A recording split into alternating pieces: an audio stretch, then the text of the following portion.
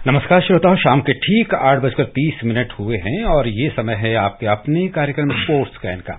आज के sports can के अंक के साथ मैं हूं आपका होस्ट और दोस्त अतहर सईद और तमाम खेल खबरों पर विस्तार से चर्चा करने के लिए हमारे साथ हमारे स्टूडियो में मौजूद हैं वरिष्ठ खेल पत्रकार राकेश राव जी। राकेश, स्पोर्ट्स कैन में आपका बहुत स्वागत, आपको नमस्कार। बहुत बहुत शुक्रिया, थैंक यू। मुख्य समाचार। भारत और श्रीलंका के बीच 3 T20 क्रिकेट श्रृंखला का पहला मैच कल मुंबई के वानखेड़े स्टेडियम में खेला जाएगा। भारत और दक्षिण अफ्रीका के बीच अंडर 19 महिला T20 क्रिकेट मैच में भारत ने दक्षिण अफ्रीका को हराया। हार्दिक पांड्या T20 टीम के पूर्णकालिक कप्तान के रूप में टीम का नेतृत्व करेंगे। और महाराष्ट्र ओपन के पुरुष सिंगल्स के पहले दौर में भारत के मानस धामने को हार का सामना करना पड़ा।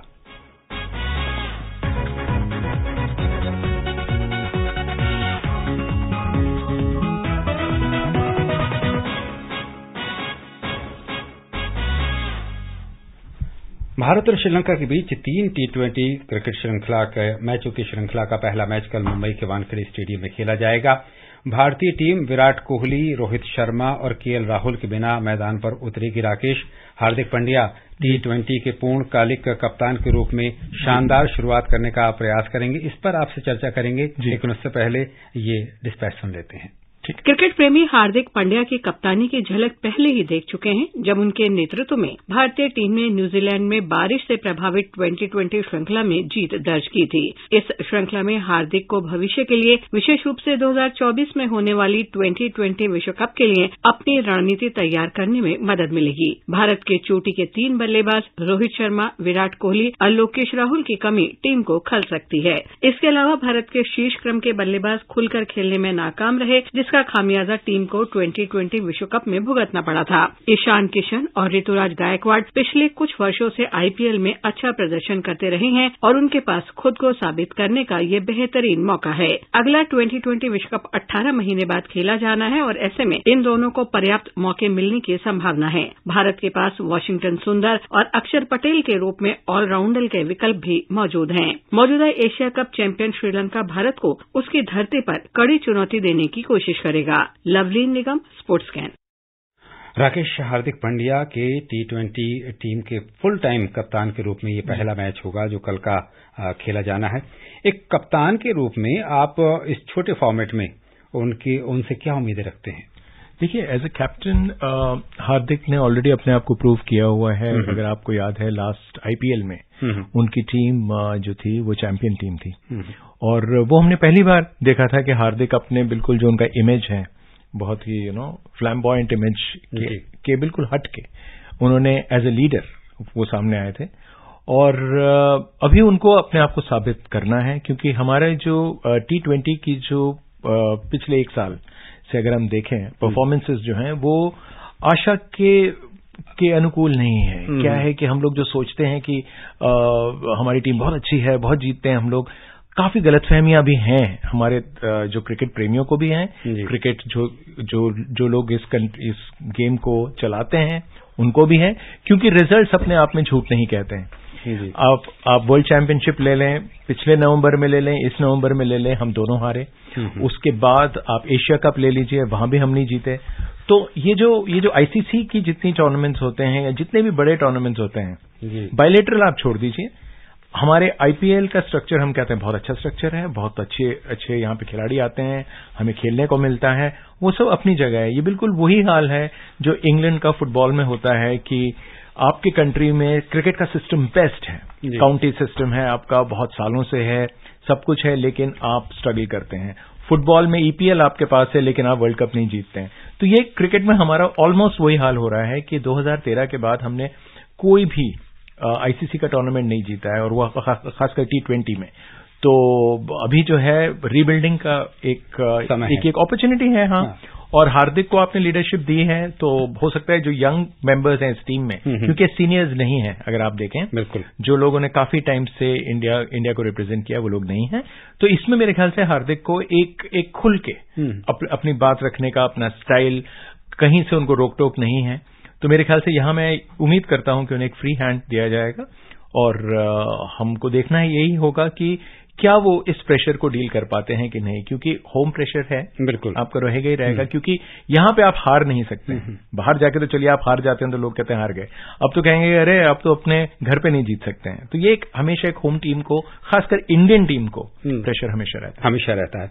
हार्दिक पांड्या एक खिलाड़ी के रूप में तो राकेश बहुत ऊर्जावान खिलाड़ी साबित हुए हैं, एक कप्तान, और खास तौर पर ये छोटा फॉर्मेट जो T20 का फॉर्मेट है, इसमें कितने फिट होने की आप उम्मीद करते हैं हार्दिक पांड्या से? देखिए, उन्होंने एक साल में जहां से शुरुआत की थी, अगर मैं आपको पिछले नवंबर में लेके जाऊं, वहां पे वो इंडियन टीम में थे, लेकिन इंडियन टीम में उन्होंने बॉलिंग नहीं की थी, तो वो प्योरली एज अ बैट्समैन खेल रहे थे।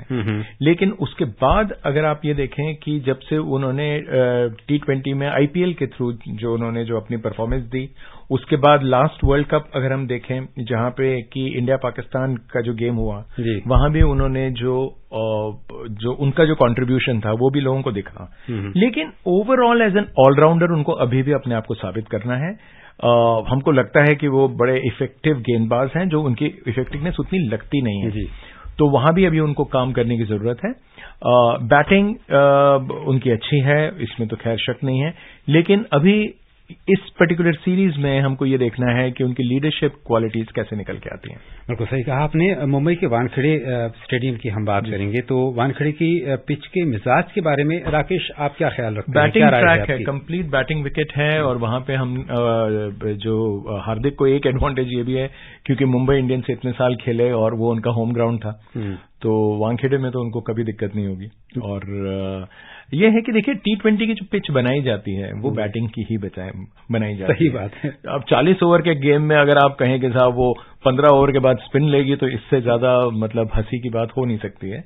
तो ये T20 is designed for batsman, purely batsman, तो उसका विकेट भी बैटिंग के हिसाब से बनाया जाता है। तो इस मैच में टॉस जीतने वाली टीम को आपके हिसाब से बल्लेबाजी का फैसला लेना चाहिए? देखिए, डिपेंड करता है कि वहां पे ड्यू आने का कितना अंदेशा है।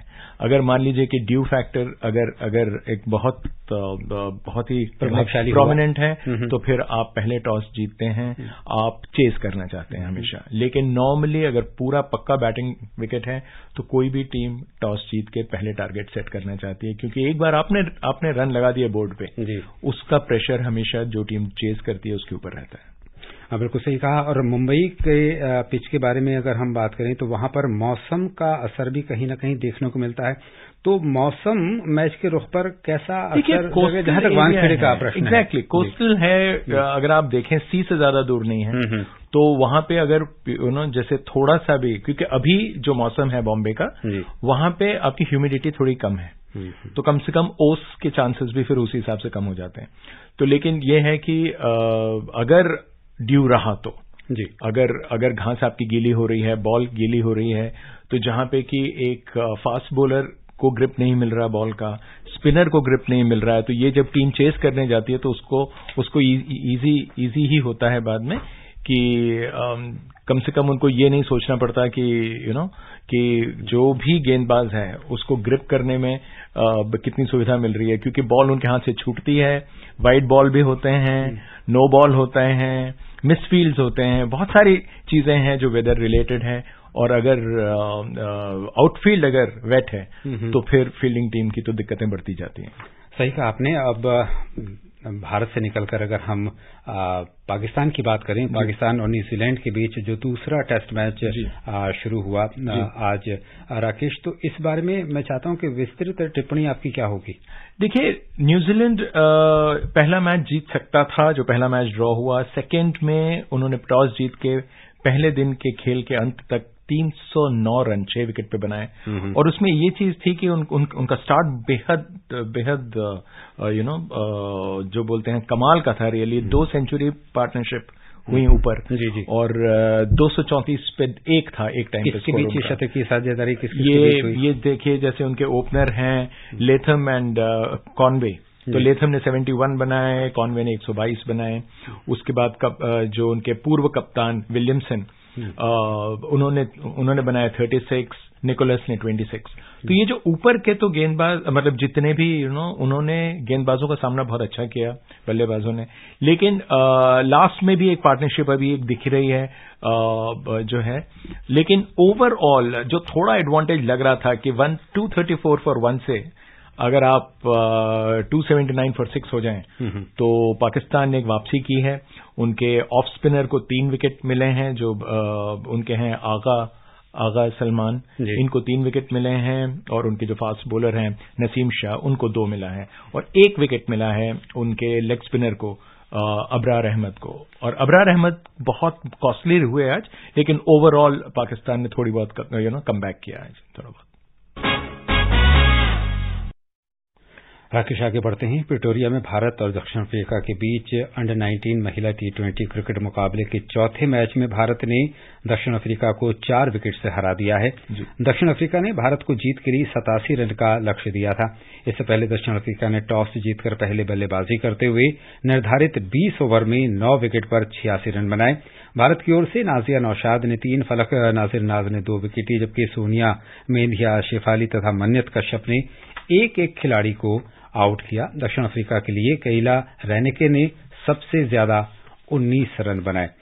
राकेश, अंडर 19 महिला टीम ने जिस तरह दक्षिण अफ्रीकी टीम को इस तरह से ये प्रदर्शन हुआ, इसके बारे में और खासतौर पर भारतीय गेंदबाजी के बारे में मैं आपसे जानना चाहता हूं कि किस तरह की गेंदबाजी रही भारतीय टीम की। देखिए, बॉलिंग में अगर आप देखें, जहां इंडियंस हैं वो 8 बॉलर्स लेके चलते हैं, मतलब 11 में से 8 लोग, अगर आप विकेट कीपर हटा दें तो मान लीजिए कि सिर्फ दो खिलाड़ी ऐसे हैं जो गेंदबाजी नहीं करते हैं। तो आपके पास ऑप्शंस बहुत हैं।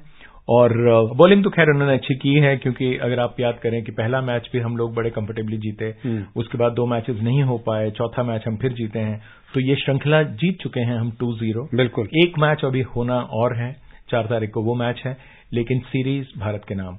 तो देखिए, अंडर 19 लेवल में क्योंकि इंडिया का स्ट्रक्चर अच्छा है, इसलिए आपको यहां पे रिजल्ट्स मिल रहे हैं। और शेफाली जो कि इंडियन टीम के लिए खेलती हैं, सीनियर टीम के लिए, वो इस टीम के कप्तान है। तो अगर आप एक 19 वर्षीय जो है, जो इंडिया भी खेल रही है और इंडिया अंडर 19 की कैप्टन भी है, तो वो एडवांटेज तो आपको मिलता है। अच्छा, ये मैच जो है 14.4 ओवर में ही सिमट गया, जहां तक दूसरी इनिंग्स का सवाल है। थोड़ा स्लो खेलिए 15 ओवर आपको लग गए 87 तक पहुंचते पहुंचते, तो ये कोई बहुत अच्छा रन रेट नहीं है, लेकिन आप जीत गए, ये बड़ी बात है। टेनिस की बात करेंगे। महाराष्ट्र ओपन के पुरुष सिंगल्स के पहले दौर में आज पुणे में भारत के मानस धामने और सुमित नागल को हार का सामना करना पड़ा। माइकल ममोह ने मानस धामने को 6-2, 6-4 से पराजित किया। 15 वर्षीय धामने ने अपने से मजबूत और तकनीकी रूप से बेहतर प्रतिद्वंदी के खिलाफ बेहतर प्रदर्शन किया। एक अन्य मुकाबले में भारत के सुमित नागल को सर्बिया के फिलिप क्रेजिनोविक ने 4-6, 6-4, 4-6 से हरा दिया। सुमित नागल ने पहला सेट 4-6 से गंवाने के बाद दूसरे सेट में वापसी करते हुए 6-4 से जीत दर्ज की, लेकिन तीसरा और निर्णायक सेट वो 4-6 से हार गए। 15 वर्षीय धामने की हम बात करेंगे। राकेश, आपके साथ वाइल्ड कार्ड से प्रवेश मिला। हालांकि वो मैच नहीं जीत सके, लेकिन वो कहते हैं ना कि पूत के पांव पालने में नजर जरूर आ गए। आपको इनका भविष्य कैसा नजर आता है? देखिए, ये एक सीनियर सेक्शन है, और वहां पे अगर आप एक 15 वर्षीय की बात करते हैं तो नेचुरली ये बहुत अच्छा साइन है। और उनकी जो कॉम्पिटेंस है ओवरऑल अगर आप देखें तो ओवरऑल उनके गेम में वो बात है, नहीं तो आप इस टूर्नामेंट में क्वालिफाई ही नहीं होते। आपको इतना आसान नहीं होता है कि आप एक रैंकिंग टूर्नामेंट में आपको इवन प्रवेश मिलना मुश्किल हो जाता है। सही। तो आपने एक अच्छा प्रदर्शन किया है, आपको लोगों ने देखा है, और इससे एक 15 वर्षीय जो टैलेंट है उसके लिए ये बहुत बड़ी बात है। बड़ा मंच है, बड़ा स्टेज है। सही कहा। और ये टाइम तो यही, मतलब जो भी उनको देखेगा उनके बारे में अच्छा कहेगा, और ये उनके लिए बहुत बहुत इम्पोर्टेंट है। बिल्कुल ठीक कहा, लेकिन अब समय अनुमति नहीं दे रहा है राकेश कि हम कुछ और खेल खबरों पर आपके साथ चर्चा करें। राकेश, आप हमारे स्टूडियो में आए और तमाम खेल खबरों पर हमसे चर्चा आपने की, इसके लिए आपका बहुत धन्यवाद। श्रोताओं, स्पोर्ट्स कैन में आज के लिए बस इतना ही। अगर आप इस कार्यक्रम को दोबारा सुनना चाहते हैं तो लॉग इन आप कर सकते हैं हमारी वेबसाइट newsonair.nic.in पर। इसी के साथ अनुमति दीजिए स्पोर्ट्स कैन की पूरी टीम को नमस्कार।